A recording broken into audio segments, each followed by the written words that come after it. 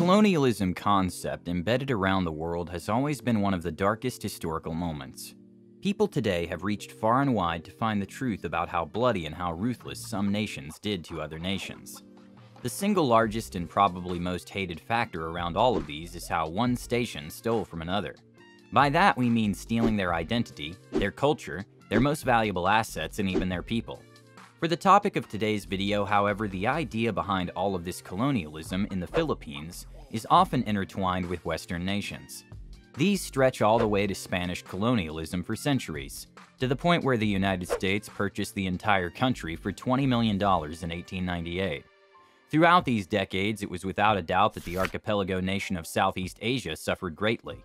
They fought unnecessary wars, were forced into many unknown systems of the West, and were under a monopolistic institution that only benefited the royalty of Spain.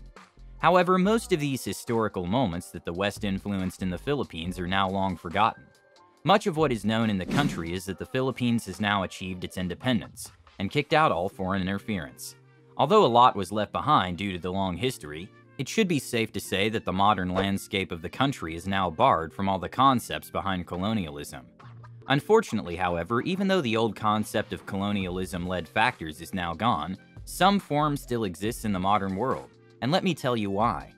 One of the leading figures that gave rise to colonialism a few centuries ago for the Philippines, or even for the rest of the world, was that the Western nations, which is where most of the colonizers were found to be greedy. They wanted more. Let it be gold, food, innovation, or even for the sake of bringing quote-unquote peace to one country. The most important, however, was the people. These colonizers had imported a lot of people from around the world. Most of the importation of people was subjected to one term: slavery. Slavery existed for the purpose of bringing a new hand of growth for the colonizers. They had built roads and bridges to railways for their so-called kings and queens. Today, however, slavery does not exist anymore, but what still exists is labor. Labor is almost the same as slavery. Some people are slaves to money. Some people are slaves to opportunity. And this is where the modern concept of slavery still falls, and how the West secretly won without it even being talked about. You see, one of the most important factors for an economy to grow is its people. Without adequate and highly talented people, economic growth would either be limited or even disappear.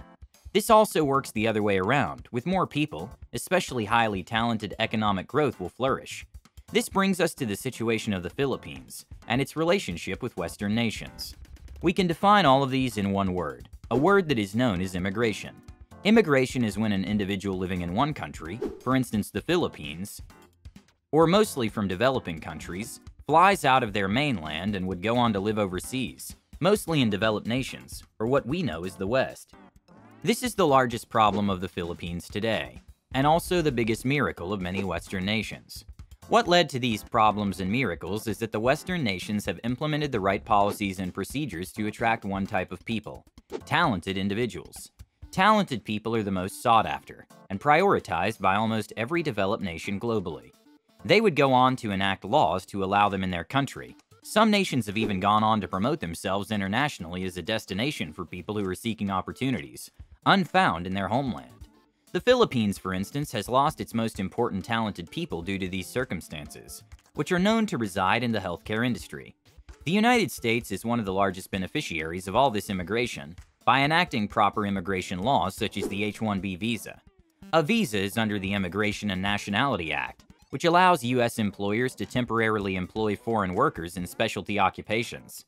The key word here is specialty, since it could also be replaced by the word talent, or highly educated for that matter. The same visa has been sought after and is consistently being applied for by millions of people every year. Now, this H-1B visa is not even the only policy that continuously tries to adapt foreign individuals. There are far more in all circumstances as to how Western nations try to lure in people. In fact, it is even found that these work visas are slowly becoming easier to apply for, especially in those countries deeply in need of workers. A study published by George Mason University that projects how the U.S. economy would look like in the coming decades if they adopt more foreign workers found that if the U.S. implements low immigration annually by the numbers of 600,000 a year, they would only grow to about $33 trillion by 2050. But if they increase it to 2.4 million annually, their economy would exponentially grow to over $47 trillion. Behind all of these, there is one silver lining reason why the West is so successful in luring foreign talent. They go by the word rich. Western nations can easily showcase that their country has far more opportunities than those offered by developing nations. The individuals getting lured in, on the other hand, can easily be swayed by these.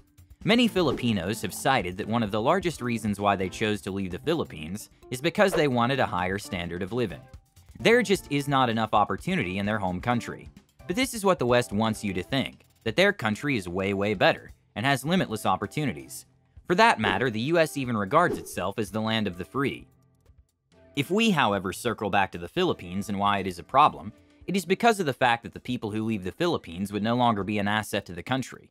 They would no longer produce goods and services. The productivity would be lost, government revenues would shrink, and the country's economic growth would be limited to the degree of how many talented people are there. In contrast, the Filipinos who took the chance of going to Western nations have enabled those very same Western nations to thrive. They have helped build their own economy, contributing by addressing the gaps in their own healthcare industry, their own technology sector, and engineering services. If you still don't understand where I'm getting at, it simply means that the West stole the Philippines' most valuable asset, people. Many would probably argue this very statement and claim that it was the best choice for themselves. That is true. While Filipinos helped build Western nations, in return they were awarded for their efforts. They were paid according to their talent, and they were given a lot more than they would ever have compared to living back in their home country. However, disregarding an individual's success, the collective society of the Philippines would be the one to take the hit. The term that is often used when talented people leave a country is known as brain drain. And if we take a closer look at evidence published by prominent institutions, we will find out that brain drain is far more disastrous than one could imagine. For the most part, one of the factors that aim to alleviate poverty in a developing country is education, and the flight of education simply means that the reduction of poverty would be limited. Furthermore, unknown to most people, the COVID-19 crisis has even shed light on one of the surprising fallacies of the country's healthcare system. It lacked nurses. The massive shortage left a huge scar on the entire system. The country needed over 109,000 nurses, but it only had 75,000. Where did all of them go? To Western nations. Now, this is not to subject the negative aspects entirely of immigration itself. It is negative for one's economy, such as in the Philippines. However, it is not a negative but rather a positive for the individual.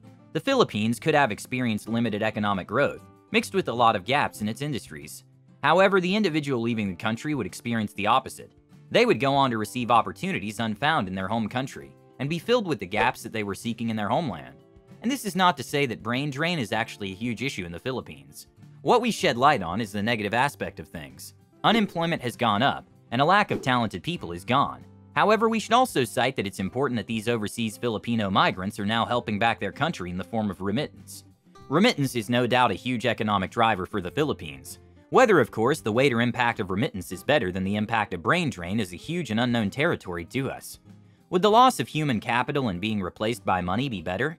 A lot of aspects can also be challenged by this idea, since there really are no quantitative measures as to whether one is better than the other. Nevertheless, at least in most cases, brain drain has still left a few marks in the economy by giving back to their home country in the form of remittance. Moreover, there are also studies that actually support immigration. Since there is clearly a lack of opportunities in the Philippines, the only way for these migrants to actually exercise their talent is by going overseas. Their talent, in other words, would be all wasted in their home country. For instance, since research and development in the Philippines are not highly valued, scientists and researchers would only waste their talent in their home country and benefit no one.